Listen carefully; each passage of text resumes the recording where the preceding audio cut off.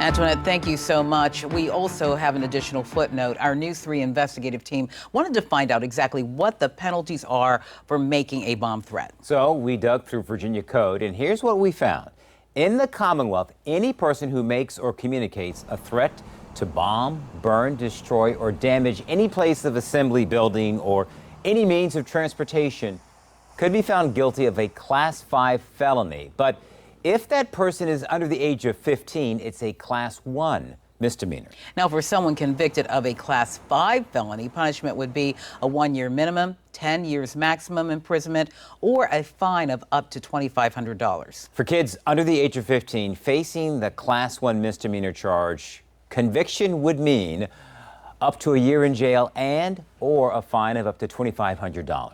Now, we're still working to learn the age of the person or people who made the threats. And once we do, we'll report it right here on News 3. Be sure to stick with us both on air and online at WTKR.com. Tonight, York-Poquoson Sheriff's officials are investigating after a 2-year-old was found dead. Investigative reporter Margaret Kavanaugh has new details about the charges the parents are facing, but not related to the child's death.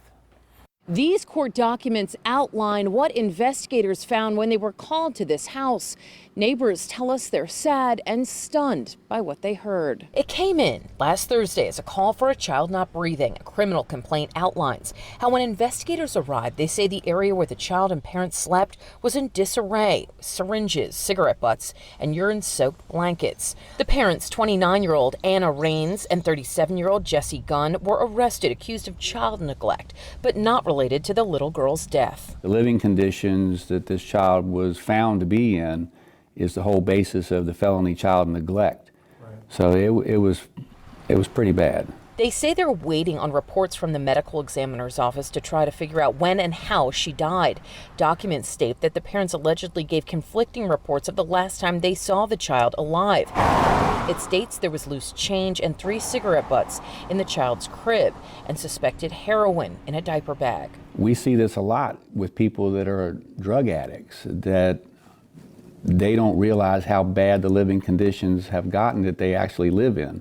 They're more concerned about getting their drugs and supporting their habit than they are about maintaining the house. And unfortunately, in this situation, a small child happened to be right in the middle of that. One neighbor said the parents were always doting on the child and they'd seen them walking around.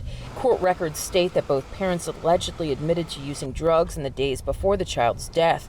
Sadly, authorities say they've seen an uptick in opioid problems in the community in recent years. We've probably had more opioid overdoses in the first part of this year of 2022 than we have in recent years. The court tells us that both parents are being held inside jail with no bond. Their next court hearing is scheduled for mid-October.